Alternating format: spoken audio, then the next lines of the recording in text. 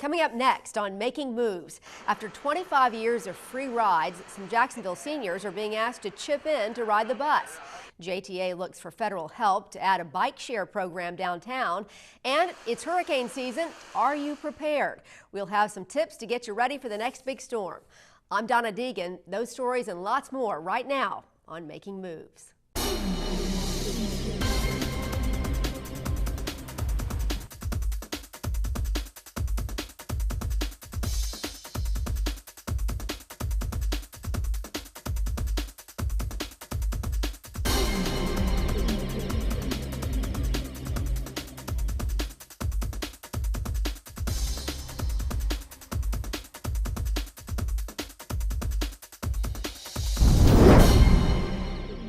Hello, and thanks for joining us today on Making Moves. I'm Donna Deegan.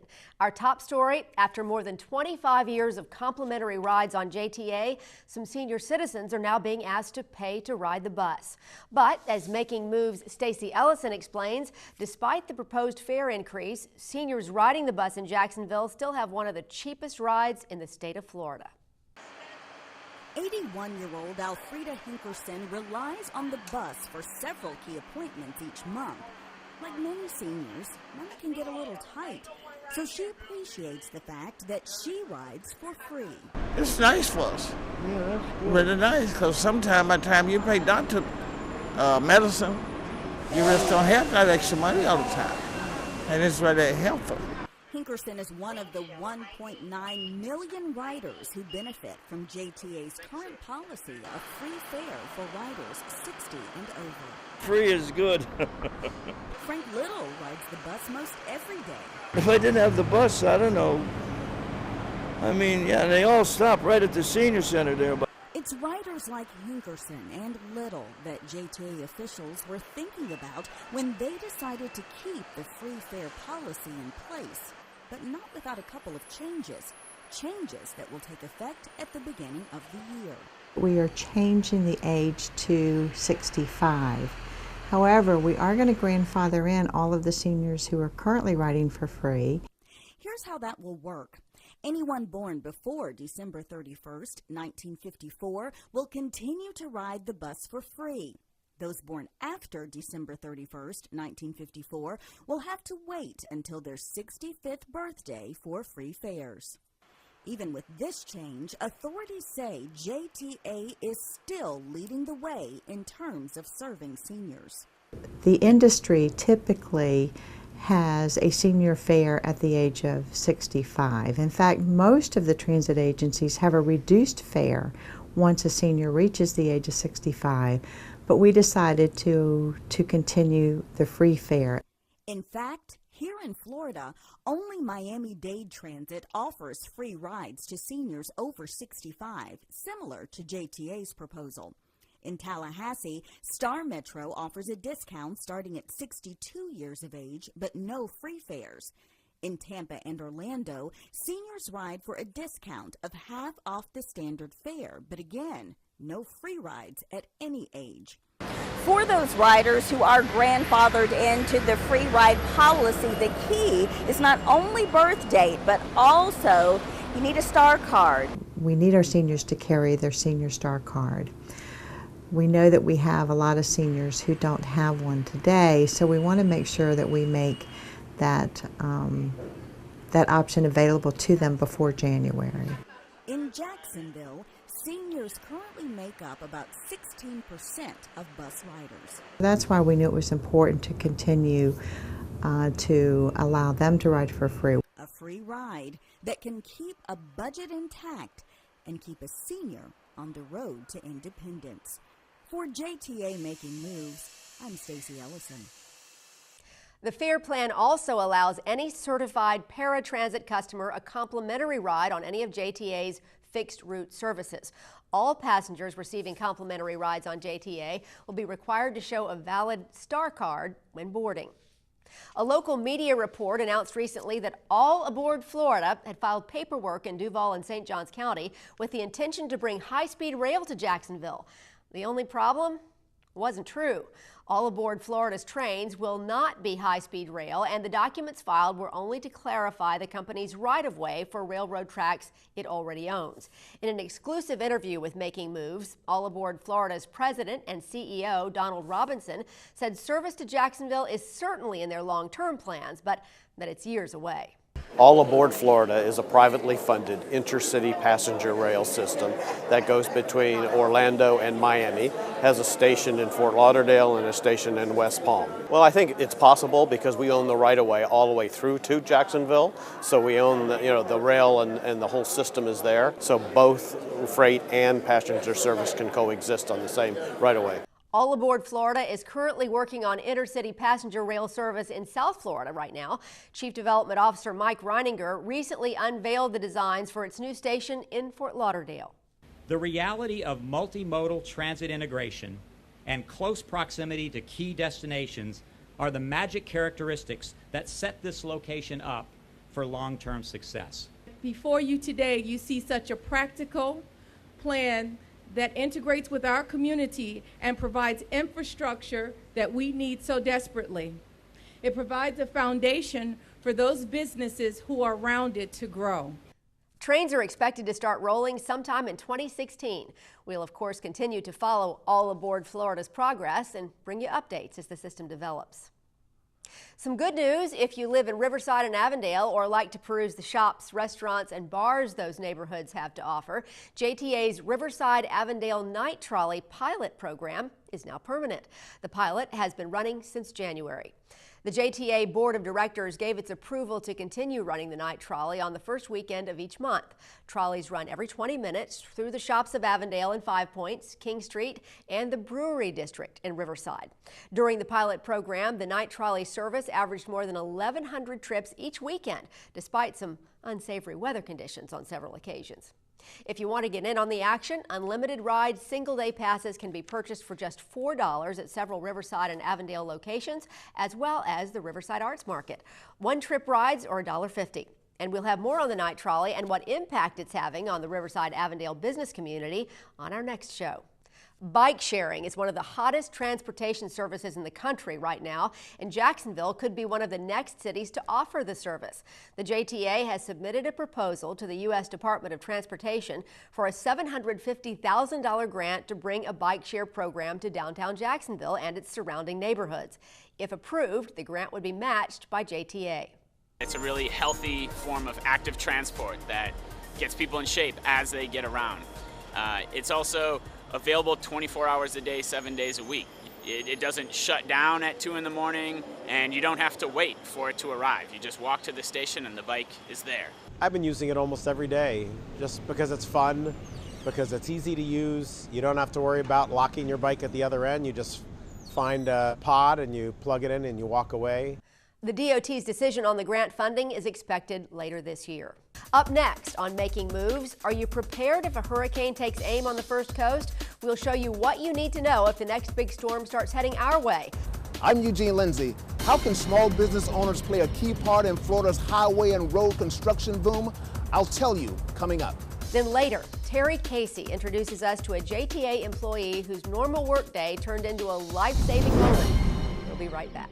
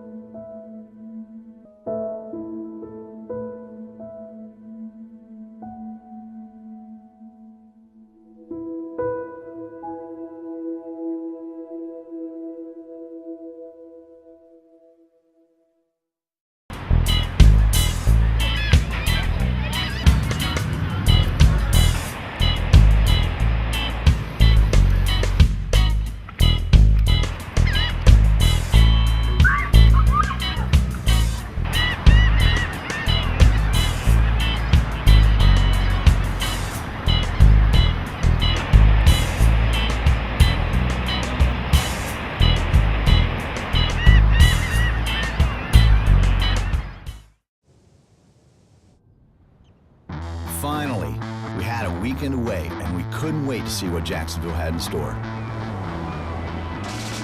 We jumped into a cab and cruised downtown. They had a huge jazz fest, and everyone was dancing in the streets. We went to this Riverside Arts Market. There were all these farmers with local fruits and vegetables. Just amazing. We had a private wine tasting. And then we were off to this beer fest where the locals just took us in and made us feel like one of them. Skyway was a pretty cool way to see the city. We escaped on a water taxi with views that were just spectacular. Then we plunged back into the city for the game of a lifetime. Thing is, we didn't get away from anything. We got away to everything. Have your biggest weekend ever. Visit Jacksonville. That was awesome. Welcome back to Making Moves. It was standing room only when Congresswoman Corrine Brown brought together minority business owners with the JTA and other large companies to learn what opportunities were available in upcoming construction contracts. As Making Moves correspondent Eugene Lindsay tells us, the Open for Business sign was on and the line to get in and get a slice of the pie was long. A very valuable program. Small business owners packed the house at the Florida Department of Transportation to learn how they might be able to play a part in a major upcoming road improvement project. The plan calls for over $2 billion in development from Jacksonville to the I-4 corridor. With a budget of this magnitude for the project, Congresswoman Corrine Brown wanted to give small and disadvantaged business owners every opportunity to participate. But I told them they better show up. That's the first step. And they better be hungry and make sure that they talk with the individuals. Lots of the opportunities in the room. On hand to answer any questions about the bidding and qualification process were key players from several different government agencies, from the Southeast Regional Director of the United States Department of Transportation to the Executive Director of the Jacksonville Transportation Authority. JTA's Nathaniel Ford says an opportunity like this could be a game changer in the operation of a small and disadvantaged business owner. For some of these businesses to be a part of an intersection construction and some of the mobility corridors, it could set their business to the point that they won't be a DBE or they won't be small business. So the success of our program is for these businesses to grow out of these types of programs. We did a program like this in Central Florida. I mean, to $2-3 billion. $1 billion generates over 44,000 permanent employees. And the key is jobs, jobs, jobs. And I'm excited about making sure that we're inclusive. Small business owners say when it comes to major projects, they are often left completely out of the equation. This upcoming transportation mobility project calls for improving everything from traffic signals to sidewalks and bus stops to larger projects like intersection and highway improvements. Small business owners tell me to get this kind of guidance and support to help land a major contract is a definite plus. What Congresswoman Brown is doing is so incredible because she's actually bringing small businesses with companies that they might not ever get a chance to meet with.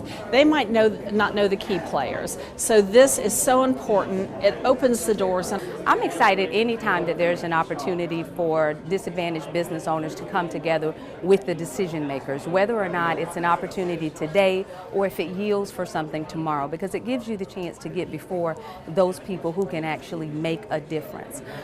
In Jacksonville, Eugene Lindsay, JTA, Making Moves.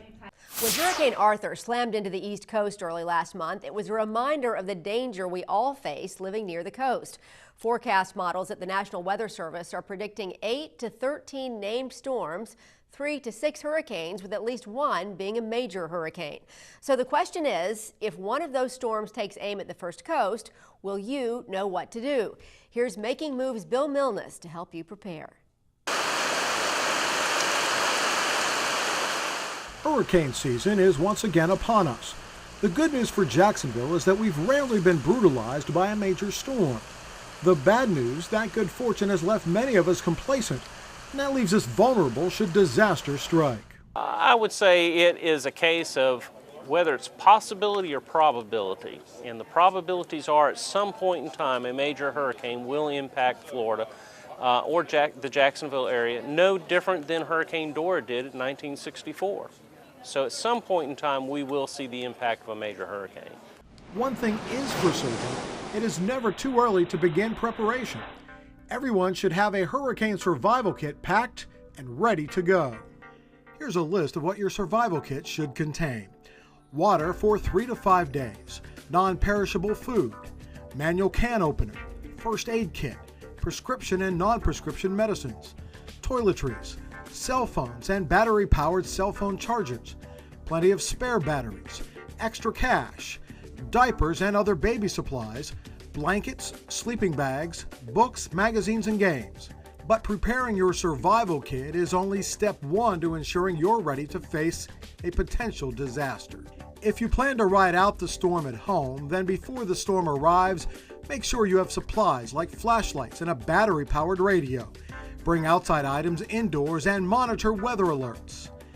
During the storm, make sure you turn off all electrical appliances. Go on and turn off the whole house as far as water and electric. That way when you come home, you won't come home to a flooded house, or if you had left appliances on, there won't be a fire while you're gone.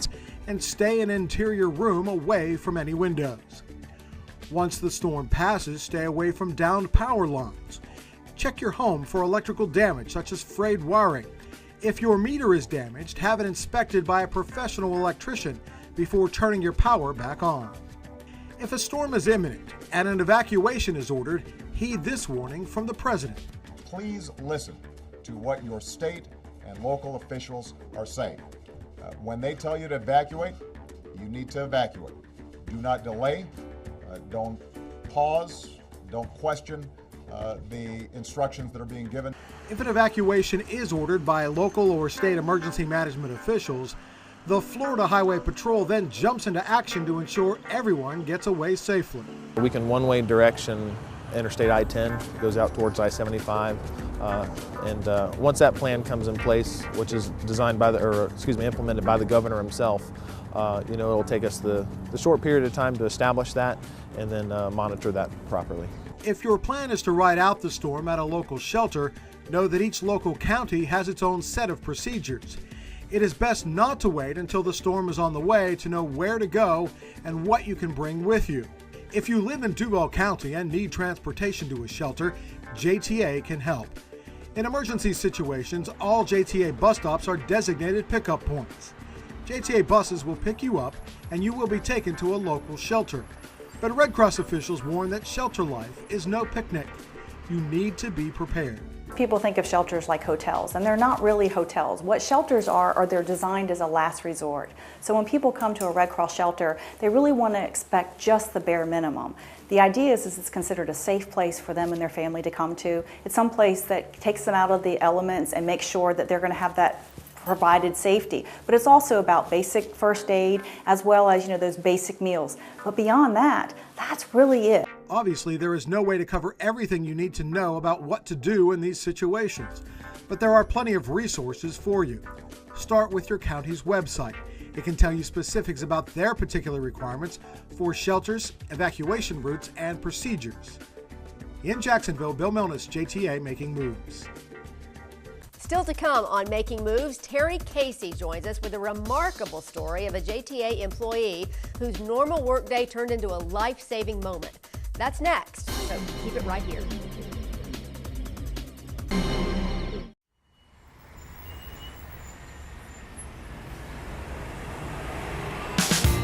JTA is moving in the right direction. We're finding ways to make your life simpler, easier, and better connected. For the first time in more than 30 years, we're developing a new system for our buses, an initiative we call Route Optimization. We're creating simpler, more direct routes. We're providing more frequent trips, reducing wait times. We're running earlier in the morning, later at night, and covering more of Jacksonville. All to provide you with a higher level of customer service. And that's what Route Optimization is all about, changing the way we do things. We've rethought public transit from the ground up to make your life more convenient and better connected.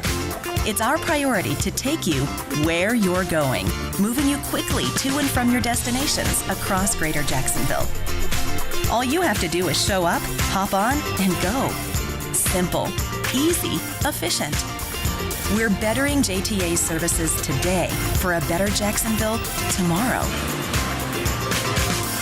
But we can't do it alone. Your input is vital to developing the kind of transportation we need in Northeast Florida. So give us your feedback. We make it easy to get involved.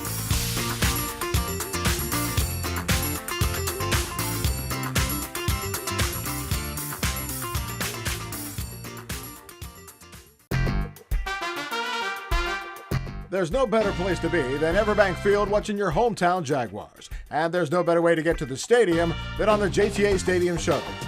Single game tickets start at just $7. Buy your tickets online at jtafla.com, at the JTA Admin Building downtown, or at any JTA Stadium Shuttle lot. The Stadium Shuttle brought to you by JTA and 1010XL, the official radio station of the Jacksonville Jaguars.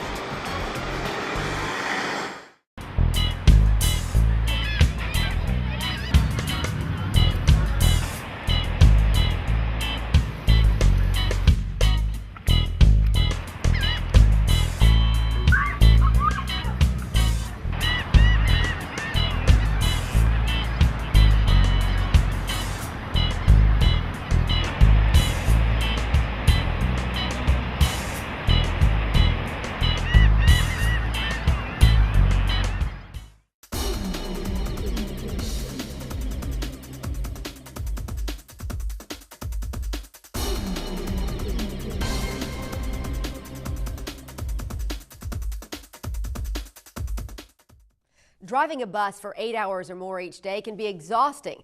Add to that the undeniable responsibility that these men and women have for the safety of their passengers while they're on the road. Over the past few months, we've highlighted some unbelievable stories of life-saving acts of heroism from JTA drivers out on their routes. We're joined now by Making Moves senior correspondent Terry Casey with another amazing story of heroism, but this time I understand not a driver who saved the day. Not a driver. You're absolutely right, Donna. We've learned, as you've indicated, that there are many heroes at JTA, and not all of them sit behind the wheel of a bus. One day this spring, JTA's Charles Leroy stepped up and went beyond the call of duty. He didn't come across a life or death situation, no. This time, a life or death situation found him right on JTA's campus. Charles Leroy is what they call a vault puller at JTA. Hey, Leroy. Hey, how's it going? When the buses come up with the revenue, the vaults, the money vaults, probe it, it takes the information out. Then I pull the box, dumps it into the receptacle, safe, and then I replace an empty box on that bus for the next driver. He's been doing this more than 20 years and isn't bored with the routine.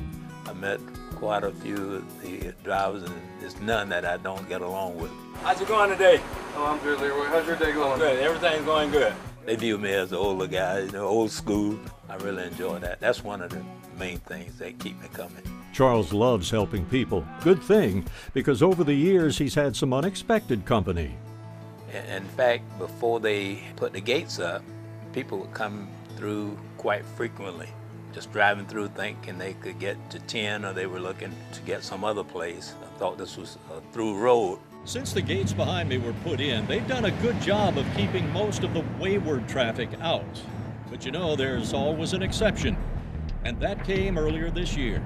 Buses and other JTA vehicles pour through this gate all day. If a bus or a car comes through, the other car is not paying any attention, they have a tendency to just follow, and that's what happened. This time there was trouble. JTA supervisor Carl Zine was returning to work, waiting for the gate to open. A car, one he didn't recognize, was close behind, too close, nearly rear-ending Zine's car twice as it followed him through the open gate, heading for the building where Charles works. Charles watched as the mysterious caravan stopped just outside, and he picks up the story from there. I joined the supervisor, went back to the car. This guy was kind of slumped over. Are you all right? As the supervisor was talking to him, I noticed he was sort of disoriented.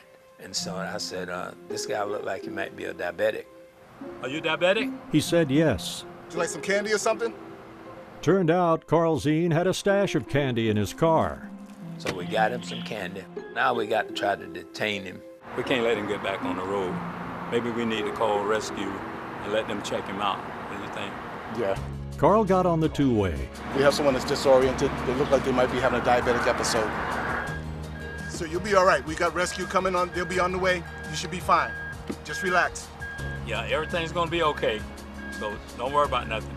Everything's gonna be okay. They never saw the man again. I don't know what happened. I just hope it turned out good. A lot of people around here say Charles is a hero.